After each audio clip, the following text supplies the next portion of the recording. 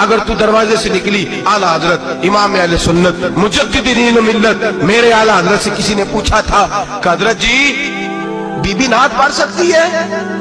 فتاوی رضویہ کی 14ویں جلد، be be میلاد پڑھ سکتی ہے؟ میلاد اعلیٰ حضرت نے فرمایا اگر بی بی میلاد پڑھ گئی ہو، نعت پڑھ گئی ہو اور اس کی آواز غیر محرم کے کانوں تک جا رہی ہو، فرمایا اسے ثواب نہیں ہوگا، اسے حرام کام کرنے کا گناہ دیا جائے گا۔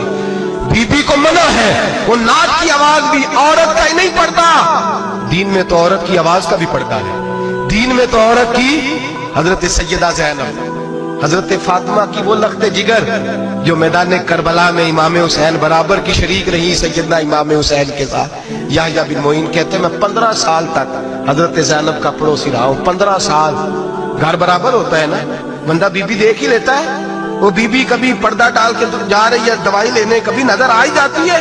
کہتے ہیں 15 سال میں سیدہ فاطمہ کی بیٹی کا پڑوسی رہا ہوں، میں نے کبھی برقعے میں چھپی ہوئی زینب بھی نہیں دیکھی، برقعے میں چھپی ہوئی زینب بھی کبھی نہیں دیکھی۔ حضرت عبداللہ بن جعفر طیار جناب علی المرتضیٰ کے بھائی تھے، ان کے بیٹے کے ساتھ ان کا نکاح ہوا تھا، بیمار ہو گئی۔ حضرت عبداللہ کہنے لگے زینب چل تجھے حکیم کے پاس لے جاؤں، طبیب کے پاس لے جاؤں۔ تو حضرت زینب کہنے لگی آپ جائیے میرا حال بتا کے دوائی لے آئیے۔ تو حضرت عبداللہ جعفر طیار کہنے لگے شریعت میں گنجائش ہے ڈاکٹر کے پاس جانے، حکیم کے پاس جانے کی گنجائش ہے، تو چلتی کیوں نہیں؟ تو حضرت زینب کہنے لگی شریعت میں گنجائش تو ہے پر عبداللہ میری مجبوری یہ ہے کہ میں فاطمہ کی بیٹی ہوں۔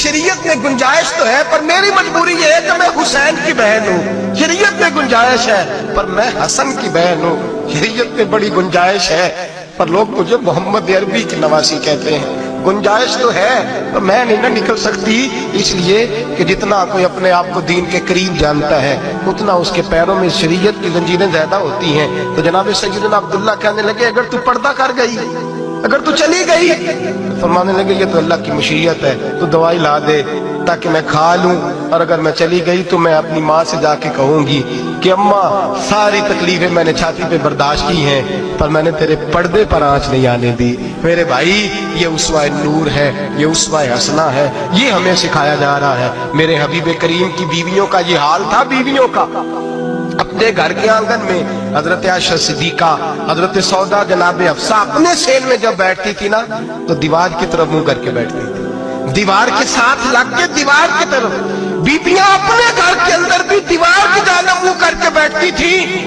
لوگ پوچھتی، بیبیاں پوچھتی کہ اپنے گھر میں بھی دیوار کو منہ کرنے کا مطلب؟ کہتی ہو سکتا ہے کچھ چھت پہ چڑھے اچانک نظر پڑے تو ہم چاہتی ہیں پھر بھی ہمارا چہرہ نظر نہ آئے اسے، پھر بھی ہمارا چہرہ نظر، ہم اپنے گھر کے اندر بھی پابند رہتی ہیں کہ ہمارے چہرے نظر نہ آئے۔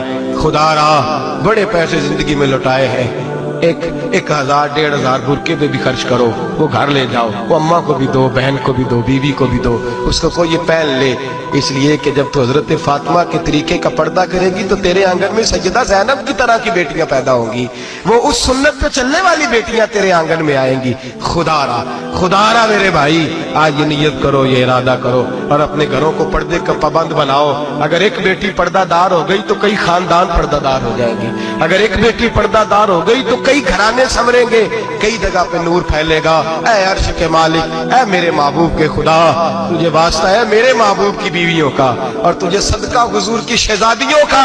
اے اللہ اتنا کرم برسا، اتنی رحمت برسا کہ میرے وطن کی بیٹیاں اور میرے وطن کی مائیں بہنیں بچیاں یہ سمجھ جائیں کہ ہماری نجات صرف حضرت فاطمہ کے برقعے میں ہے، حضرت عائشہ کے پردے میں ہے، سیدہ خدیجہ الکبریٰ کے حجاب میں ہے۔ اللہ کرے یہ سمجھ جائے اور یہ جب بھی سجدہ کریں تجھ سے حیائی مانگیں، یہ تجھ سے جب بھی سجدہ کریں یہ تجھ سے اپنے لیے چادر تطہیر اور پردہ تنویر ہی مانگیں۔ اللہ کرے مجھ بے عمل کی منہ سے نکلے ہوئے لفظ کسی کے دل میں تاثیر بن کے اترے اور پھر دنیا کے اندر یہ رواج عام ہو کہ ہر کوئی پردہ کرے، ہر کوئی با پردہ ہو جائے۔ اے اللہ تو تاثیر نازل فرما، اے اللہ تو عمل کی دولت نازل فرما، اے اللہ ہماری بیٹیوں کو عزت کی چادر عطا فرما، ہمیشہ مدحت خیر الانام میں گزرے۔